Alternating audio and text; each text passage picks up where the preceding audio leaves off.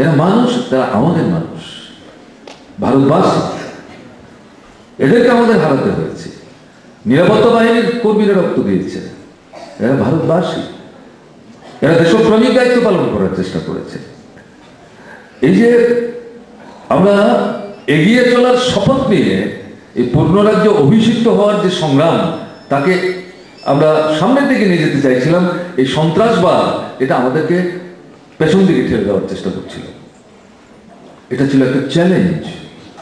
পূর্ণরাজ্যে অভিষিক্ত হওয়া যত না বড় চ্যালেঞ্জ ছিল, এই যে বিভক্ত করে ত্রিপুরাকে পেছন দিকে ঠেলে দেওয়া, এটা মোকাবেলা করা ততোধিক বড় চ্যালেঞ্জ ছিল। মানুষের মধ্যে অবিশ্বাস তৈরি হয়েছিল, মানুষ ত্রিপুরা ছাড়তে শুরু করেছিলেন। আদিবাস ছেড়ে দিয়ে মানুষ বাইরে চলে যেতে শুরু করেছিলেন, না এখানে উদয় আর থাকা যাবে না, এরকম একটা অবিশ্বাসের বাতাবরণ তৈরি হয়েছিল। সেখান থেকে এই ত্রিপুরার মানুষ ষড়যন্ত্রের কাছে মাথা নত না করে, ষড়যন্ত্রীদের কাছে মাথা নত না করে ঐক্যবদ্ধভাবে রক্ত ঝরেছে, ঘাম ঝরেছে, কিন্তু ধৈর্য না হারিয়ে মানুষের প্রতি আস্থা এবং বিশ্বাস রেখে তারা দারুণভাবে প্রতিরোধ গড়ে তুলেছেন।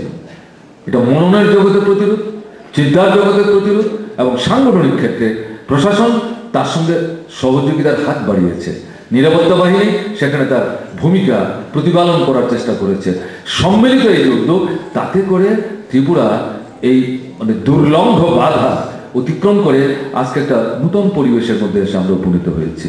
এটা ভুলে গেলে কিন্তু সমস্যা হয়ে যাবে। এই বিপদ একেবারে মানে নিশ্চিহ্ন হয়ে গেছে। আজকের পরিস্থিতিতে দাঁড়িয়ে এরকমটা বলা কিন্তু ঠিক হবে না, এটা আত্মসন্তুষ্টিমূলক হবে, এটা ঠিক হবে না, এটা দুর্বল হয়েছে, কোণঠাসা হয়েছে।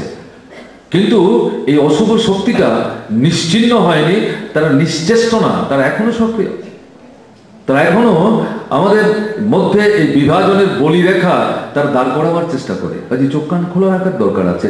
আজকের দিন হচ্ছে এদিক থেকে অত্যন্ত প্রাসঙ্গিক, এই সম্পর্কে সচেতন থেকে চোখ কান খোলা রেখে আমাদের সামনের পদক্ষেপগুলো অত্যন্ত দৃঢ় এবং বলিষ্ঠভাবে নেওয়ার প্রশ্নে।